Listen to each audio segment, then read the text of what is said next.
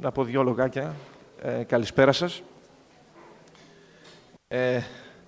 Θα προχωρήσουμε λοιπόν στην τελευταία συζήτηση των πρωινών συνεδριών. Ως μέλος της Οργανωτικής Επιτροπής σκεφτήκαμε ότι αντί να ζητήσουμε από τον Κώστα... We thought instead of asking Kostas Fotiadis to elaborate as he usually does for some time now and triggers our interest, by the way, with so many things he's teaching us about from his research, we thought therefore that in paying tribute to his work, I would like to ask him to host a debate on his activities along with Mr. Kottanidis, a very well-known actor, an author and a producer. I'd like to welcome them both at the panel. And by the way, in the past, Kostas Fotiadis has been characterized by me as the Herodotus of the Greek historiography of the Pontus.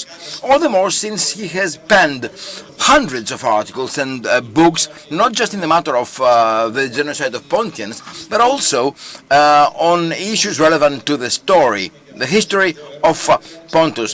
I'd like to thank him for his contribution, for opening up a path very dear to all of us younger generations who are trying so much to keep up with. Thank you very much.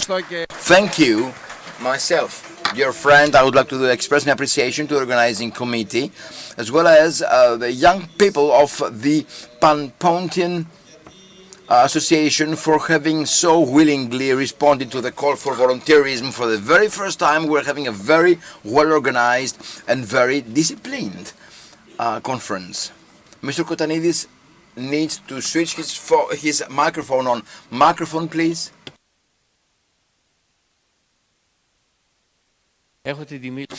I, on my part, have the honor of introducing Professor Kostas Fotiadis. To me, ladies and gentlemen, he stands for the very foundations of the historic reference, history as a discipline, if I may, in the matter of genocide, to name one of the many facets of his erudition.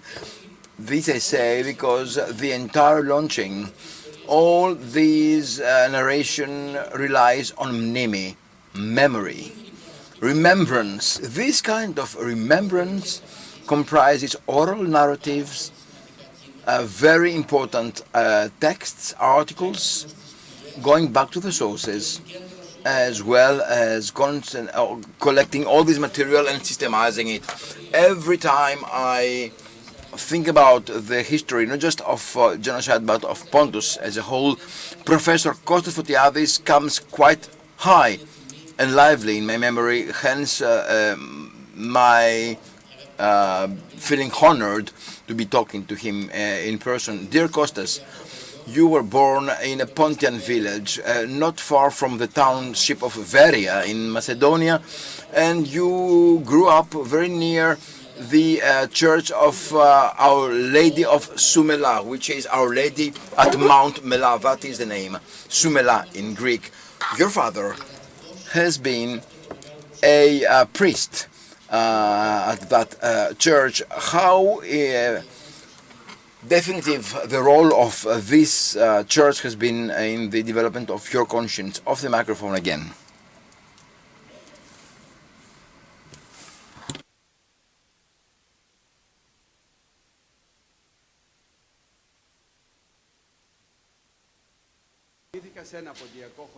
As indeed, I was born in a Pontian village, and again the sound is problematic.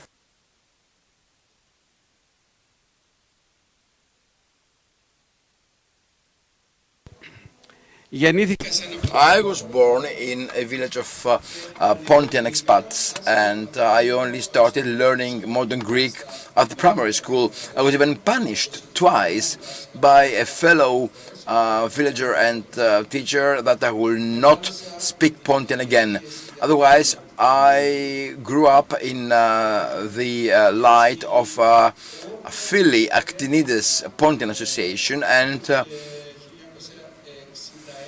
when past 1966 I found myself for the first time in the area of the monastery of Our Lady of Soumela. While liaising with the monks, I for the very first time came into contact with the monks. Kandilakis, this top Greek historian whom we're crediting for bringing about the records from Anatolia, George Sakas, who wrote about Tripolis of Pontus. We have the actor here, Kotanides, and I have to quote that amongst my spiritual fathers was his father, who was the translator of all ancient texts in Pontian tongue. He has even gone as far as translating Homer's Odyssey in Pontian, and 2 consecutive editions of this translation have ever since seen the light. I have had third generation representatives who, along with my teacher Apostolos Vakalopoulos, opened up the path of research. These are my spiritual, my intellectual fathers. Once I made it to the university, the School of Greek Letters, I was classified as a Pontian.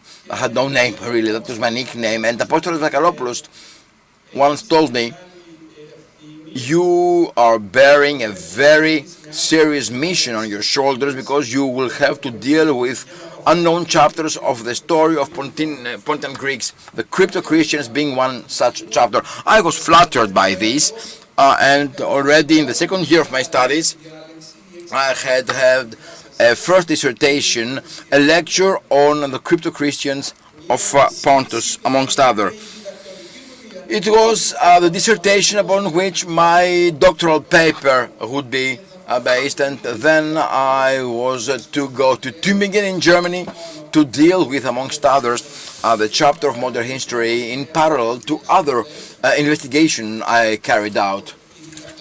My doctoral thesis, incidentally, was about the crypto-Christians of the Pontus. Really, that was quite a novel at the time, page of history, our history, about which even others believe it's a new chapter.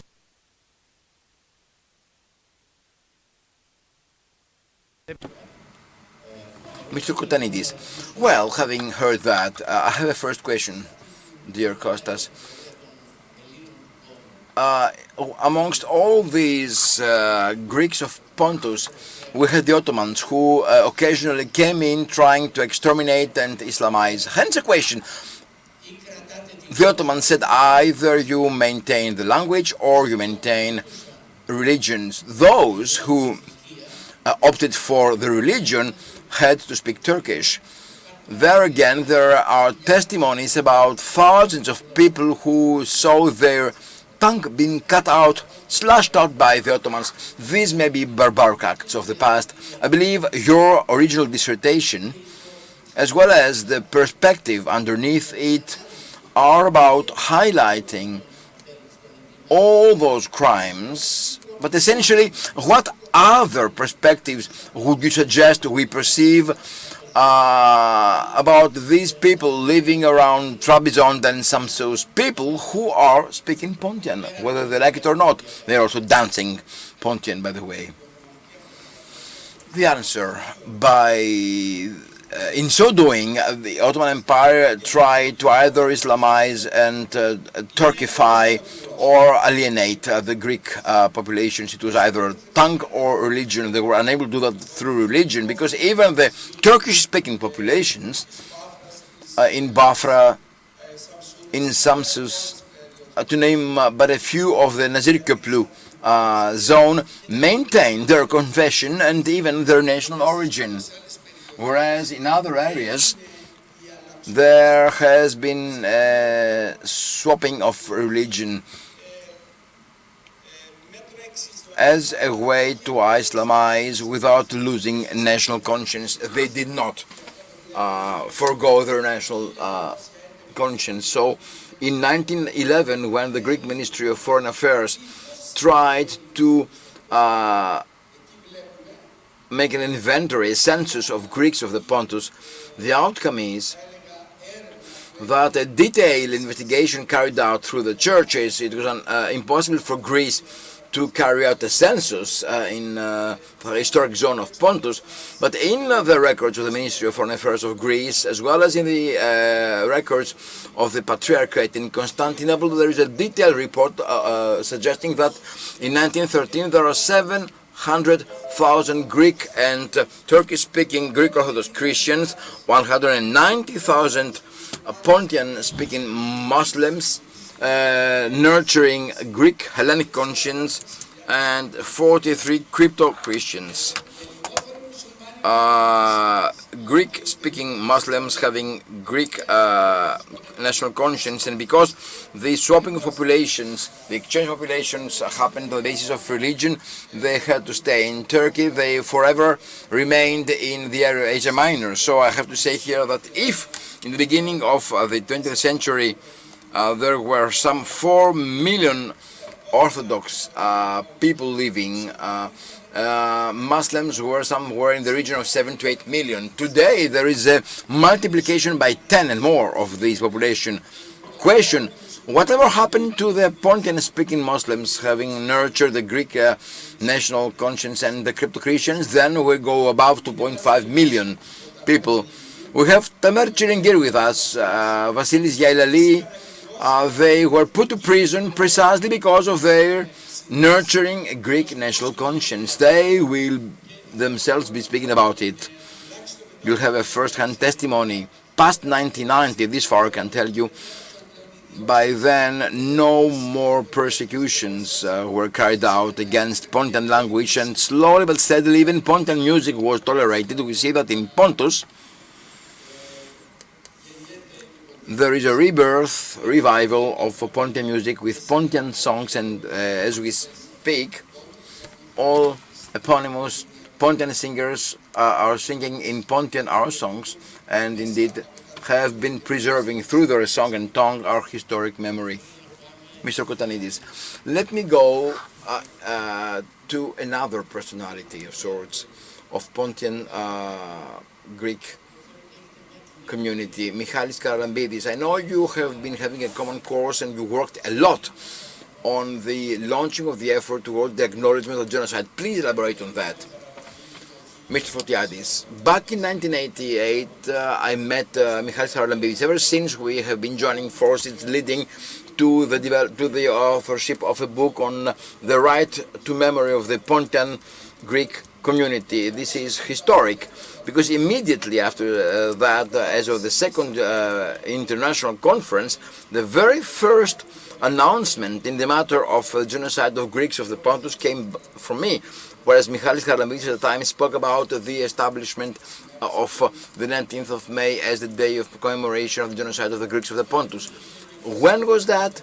Answer: that was in 1988. Ever since, dear Mr. Kotανίδης, we started studying more, delving into the matter, and hosting quite a number of events in the matter of genocide. Question: I know that the Greek Parliament have assigned you a scientific report we prepared. The Greek Parliament acknowledged the genocide of the Greeks of Pontus in October 1994.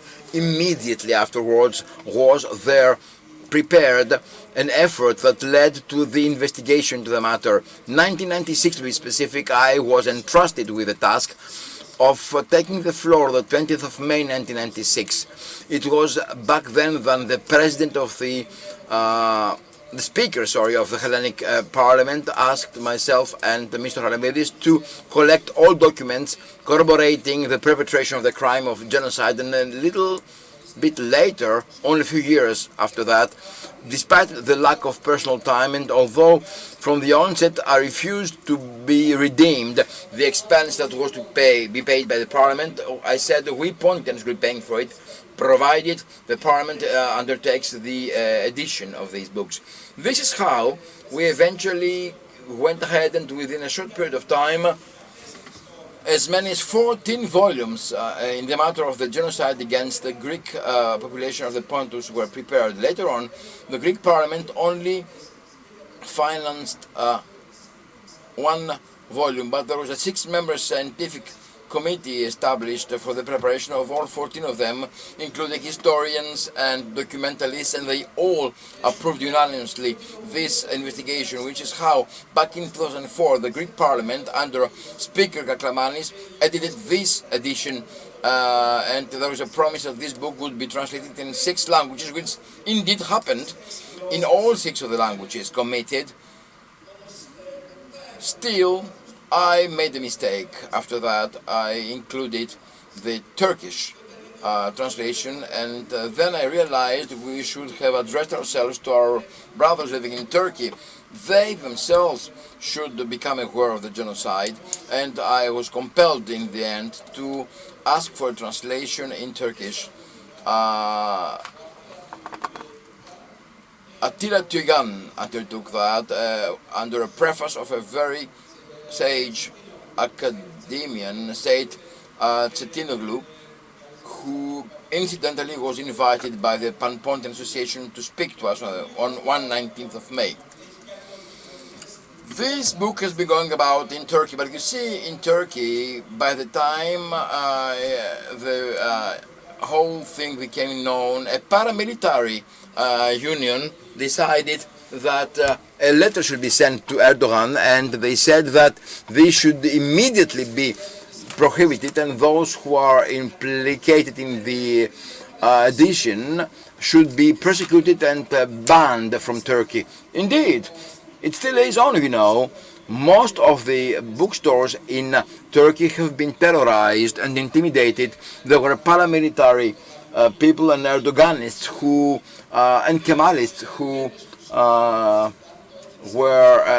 used to go into the bookstores and intimidate them, threatening with destruction if they dared sell this book. That's an information we have from people who know us. I have many interlocutors, you see, in Turkey, and we speak a lot about genocide, and we have it from people who have been suffering this persecution. Some of them are even speakers today and tomorrow.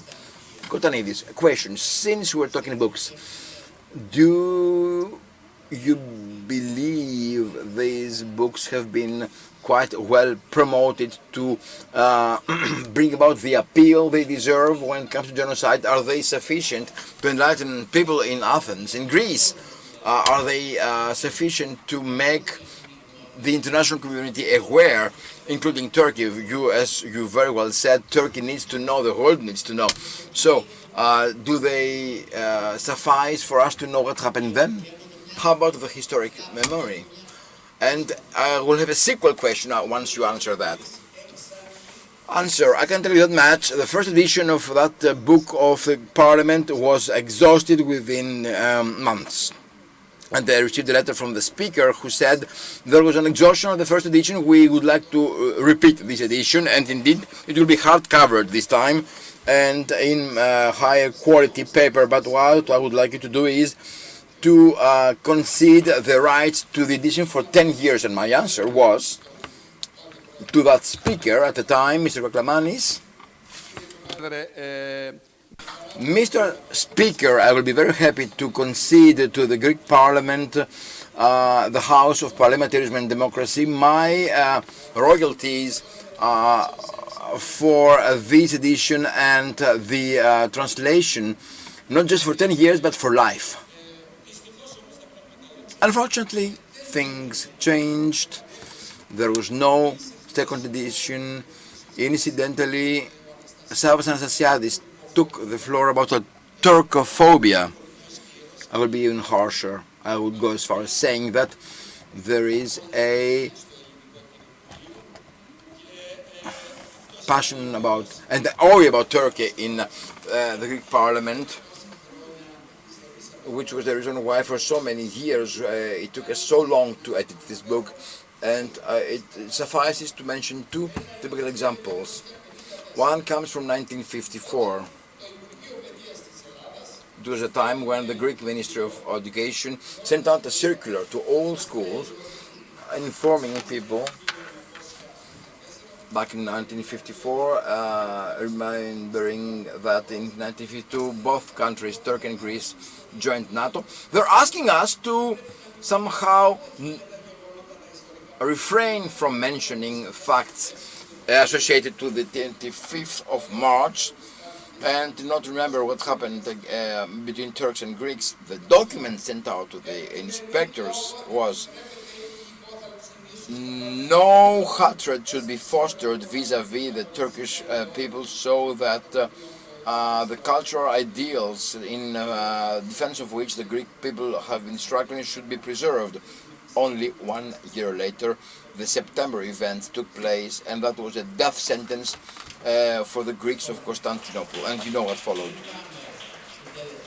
Prior to going into the last question, I will put forward a determinant one. In the aftermath of all those great things you have accomplished, this is a scientific, highly documented piece of work, and there have been many of this kind, by the way, around. A personal example, 2.5 years ago, on the 19th of May 2017, I had been invited by the Pontian Association of Austria to speak about the genocide in Vienna. Prior to leaving Greece, and as I was practically packing my bags, I got 2 phone calls, one from a Greek historian and another one from a political person. What are you going to do there? Those things never happened. There has been no genocide. There were some cleansing, ethnic cleansing campaigns, but no genocide of sorts. So there is a post-modern school of historians who essentially are trying to undermine and downplay the importance of remembrance, not just to the detriment of those who lost people, of the entire people that lost their lives, massacred. Ever since the 8th century BC, when the Milesians established Sinope, the very first township in Pontus, and that was the first of the many establishments of cities in Asia Minor, including Athens on the eastern part of Pontus. Ionian colonies, incidentally, were they both of Milesians and Athenians, not to mention the Doric ones, Pontian, Heraclea, and so on.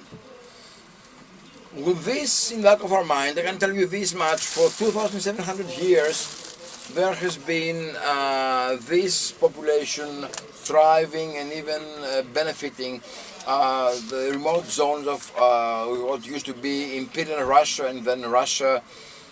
More than 1 million people who are suffering extermination. They are made to leave their homeland after 3,000 years of history, not to forget the Assyrians, the Babylonians, all those peoples who live there. And then the Mongolians, proclaiming to be Turks, came and exterminated them. And now here are the Greeks who say there has been no thing as a genocide. I want your view on that. Well, let me tell you that much. What is the answer? We have 9,000 pieces of documentation that speak for themselves. You know, we people have a shelf life and we're soon to expire, but documents dating back from those times are paying a live testimony, and now and 100 years later and forever, these documents are about what really happened. And amongst these documents, you see, the 2 speakers that preceded me spoke a lot about the genocide perpetrated, not just in the Asia Minor as a whole, but in Pontus. Not a single Greek military set foot in Pontus, and you know those who were not able to desert to go up to the mountains, they were soldiers of the Ottoman army, and they were made to fight against the Greeks. And yet, this otherwise weak population that could not provide for protection of women and children and the old people were exiled, and there is a German, Yalza. The whole population of Kastamone and Sinope were exile and extermination. For a Turk means extermination, and that's the truth. You see, in the area of Tripoli alone, there have been 13,000 Greeks. When in 1919 the Russian army took over the eastern part of Pontus in Chasiotis river, with the Young Turks on the other bank, the Young Turks, for military reasons, decided to free those territories adjacent to the zone occupied by the Russian army. And when the Russian army rendered themselves there, the young Turks said, let the first snow fall and we will exile these people, because they knew that by forcing people to march in the snow, no one would survive. And Tatiana Gritsimilex, about the Tripolis of Pontus, we read that only 3 months had lapsed. It was March 1917, and out of the 13,000 people who started this deadly march, only 800 weak and unable people survived, unable for any work. If this is not genocide, then what is it? And let me tell you this, I'm answering those postmodernist colleagues of historic studies that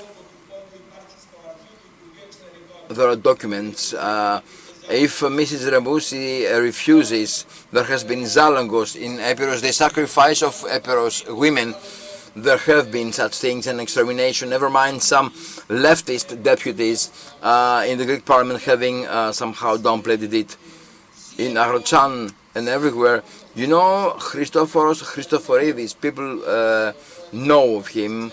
Parcharidis knows who I'm talking about. He's still around us, you know, he's still alive. His mother was amongst the 26 women who, trying to avoid becoming Turkish hostages, fell into the precipice and they lost their lives drowned. Well, his mother only broke some costlets because she fell into a tree in bush, but the rest of the women had to lose their life. And in Bafra, Kishkalesi, Euphrates, similar cases.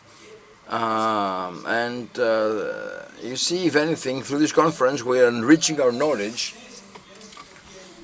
by referring ourselves to new sources, not just the records which I was able to put together. My documents only are some 9,000 pages, and you can have them all, you know, you have access to that freely. It's all this material that is so useful for future investigation for bachelors and postgraduate studies alike. Approaching the end of this session, let me complement this. Our persistence to have the genocide acknowledged actually means not just to condemn Turkey. The conscience of Turks should be changed in the light of that. They are proclaiming the Kurds, an ancient people, as terrorists. So 25 million people are terrorists because they need to also carry out an ethnic cleansing to their detriment. So if the human conscience understands what this genocide is about in this birthplace of civilization as Eastern Mediterranean and Asia Minor are, then perhaps shall we be able to hope that the extermination of Kurds can be stopped. Fine, we spoke about the future. How about the future? What does the future hold for us? What are you projecting? I know that you are someone who never ceases to act. Personally, I have authored 46 books, out of which 24 are about the genocide of the Greeks of Pontus. By that I mean that all these investigations have carried out is not just about the genocide, it's about our civilization, education in the Pontus, the culture in the ex-Soviet Union.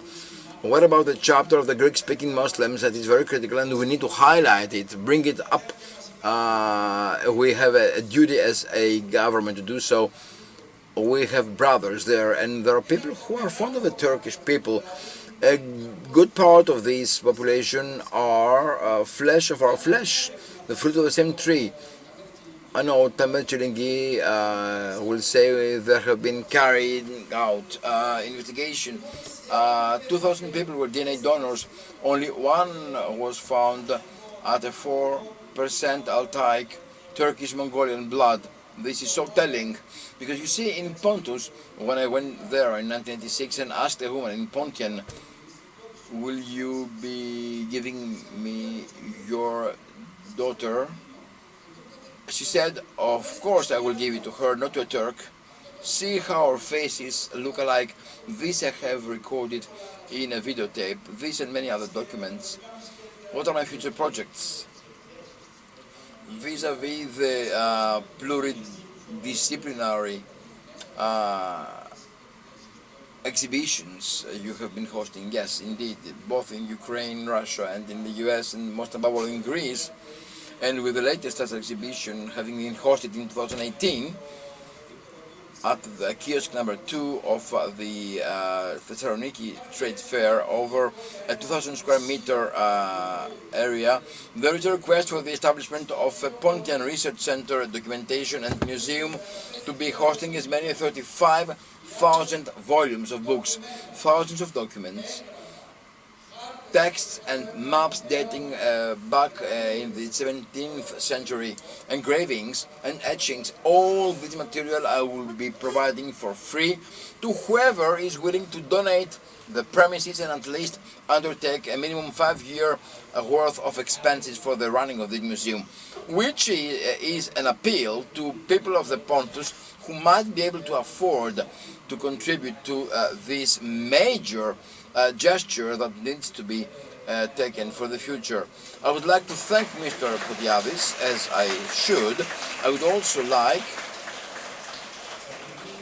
since our time is definitely compressed, I would like to only allow only 1 or 2 questions rather than observations. And remember that some moments ago what was meant to be a question was turned into a whole dissertation. So please, only 2 questions. Madam, you have the floor.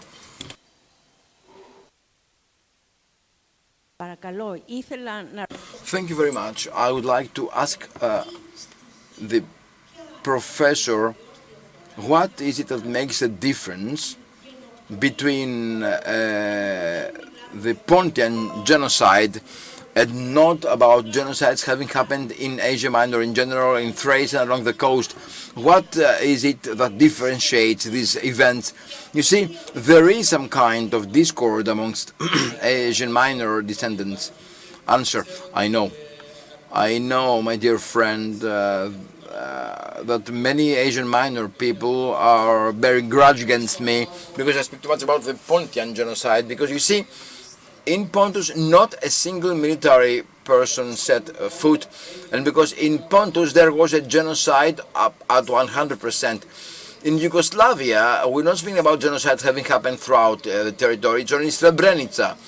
If we really want to achieve our goal, we will never do it unless we cease speaking generally about anyone. That's why I'm so careful. But when it comes to the Asia Minor area, speaking to one of my collaborators who lived in the same house as I do, I had a son here with a doctoral theme of the end of Ionia. This is only also a genocide, but this happened at a time when, for the opposite bank, and this will happen even for the opposite coastline or the opposite bank, about the other side of the darker side of the moon, with the crimes perpetrated by the Greek army. We know Toybin has been penning a lot, but has he spoken about what happened in Yalova, in Nikia, the Kemalians? He was only present in 1921 when the Greek army perpetrated represalia. But do they remember, do they know what happened on the part of the Russians? The Bolsheviks were allies to Kemal. There have been so many denunciations, and indeed, I need to say that, and with that I am bringing this to a close, really.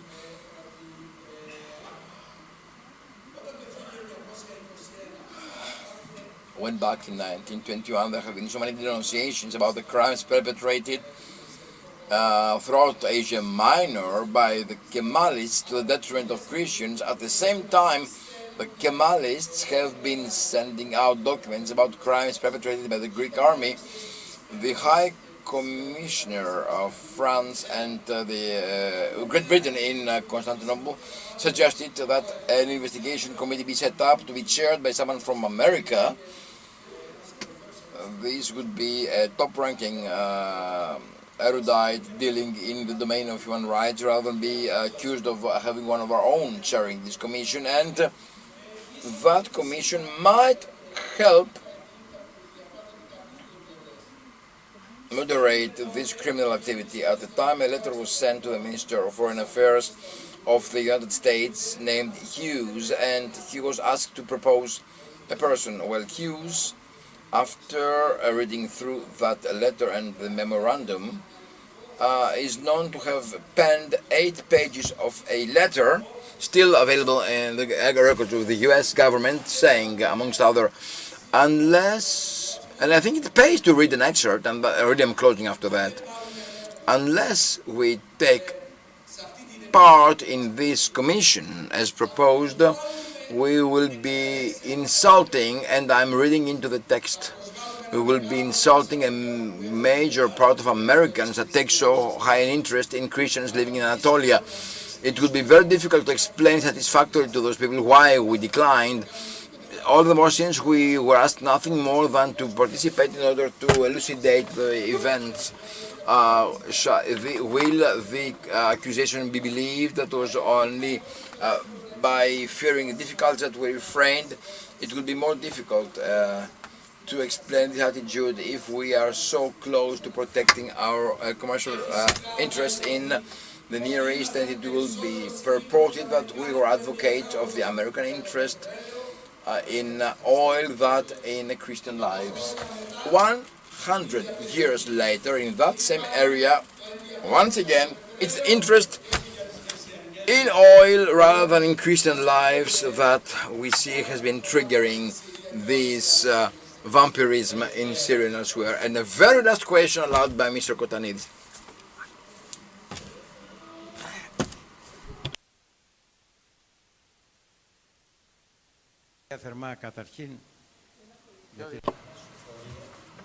Congratulations on your spectacular, splendid career and for your contribution, significant contribution in the promotion of the recognition of the genocide. Well, it is not just about acting, it's also about intent. I would like to ask, well, genocide, whether taking place in times of peace or war, it's called genocide. Is it called genocide? And does the number of the victims matter or count for the term, for that specific definition? And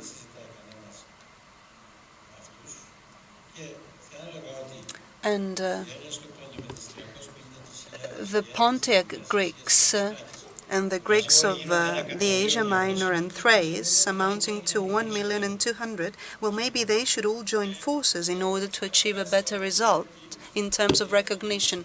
Let me talk about Lemkin. And Lemkin says, well, he explains when we have genocides, an attempt, accomplice, cooperation, conspiracy in order to commit genocide. It's not necessary to kill a whole ethnicity or a peoples to have genocide. Maybe only few people are killed, but maybe among them there was an Einstein who died.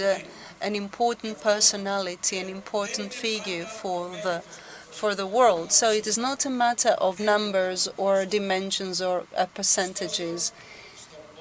Well, anyhow, the majority of Greeks were lost in Pontus because 750,000 Greeks were forced into fleeing their homes to go to Russia, and they were forced into abandoning their homes and the graves of their ancestors, and they were also put in exile, many of them.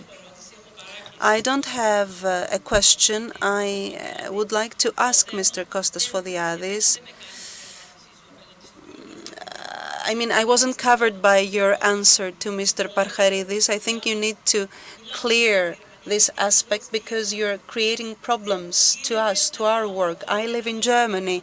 I can't possibly go and say to the German people that I have 100 years from the genocide, that's the commemoration, and they will tell us, well, you had your military there, your soldiers there, so you deserved what happened to you.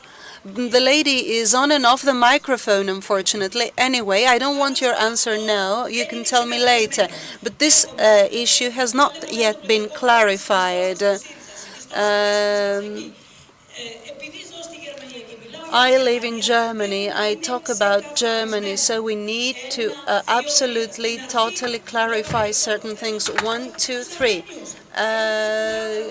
The Armenians, the same applies to the Armenians. The genocide of the Pontian Greeks. If we hadn't become allies of the Assyrians and the Armenians, what took place in Germany wouldn't have taken place. Well, I don't think I will answer. I never said 19. I said 16. 1916 is the culmination of the genocide. And the Young Turks were allies of the Ottomans. And allow me a comment. A peoples who has been living in a region for 3,000 years and is forced into fleeing that region completely, regardless of the number of the dead or the exile or the Turkification. Well, I mean, how can that be this be translated? This has to do with the nature and the different dimensions of the issue. Well, we have some sources in Greek collected by Mr. Fotiadis. We have two sources in German, in Russian. However, there is a gap that we need to bridge, and we don't have young historians able to read Ottoman Turkish sources. So yeah, we should give a scholarship to a person who is willing to learn the Ottoman scripture and writing. Jamal Rusiet has important things to say. He was a legal consultant of the Ottomans, and he was condemned to death by Kemal. And when that happened, he gave to the Greek army boxes of documents with thousands of pages, and they are fascinating and exceptional, and they could be published. So can we say that the future in the study of genocide will also depend on the study of the Ottoman scripture and writings? Yes, absolutely. Yes. I'm saying that because there is a rather young generation of Ottoman historians in Turkey who are doing an excellent work. Well, maybe Zeynep could be here with us today. We wish she could have been here with us today to translate for us. I will be very, very brief due to the lack of time. My name is Margarita Nicolaidou. I am of a Pontic descent from my father. I am a psychoanalyst, and I work both in the field of personal trauma and collective trauma. And I am a member of an international psychoanalytical school. And collective trauma is a very crucial theme. So I'd like to say two important things. To start with, thank you very much for being here today. It was a pleasure and an honor to listen to what you had to say. And I believe that everybody present here today feels the same way. Anyway, so the people who could not be here, could not attend, what about them? There are many different aspects that prevent from information taking place and from raising the awareness, and this is very important, not just for the people who were subject to the genocide or who perpetrated genocide, but also for us all, the individuals living in this planet. So, the genocide of Pontus has a collective dimension, and we are part of these crimes, and we need to see what to do in order to not forget such acts and to not repeat such acts. I think we need to end our debate,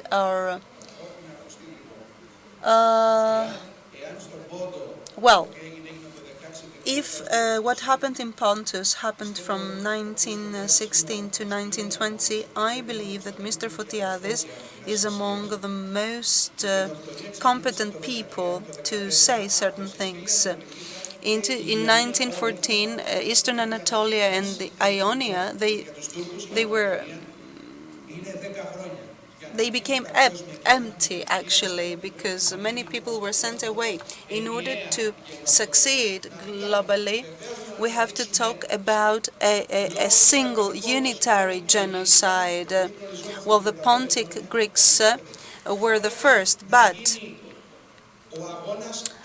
we need to engage in a battle, in a fight, in an effort all together, jointly, in order to achieve a better result in terms of timing. I am in favor of dialogue. However, we need to end this conversation. George Orwell said, "He who controls the past controls the future as well." So let us start working. Thank you.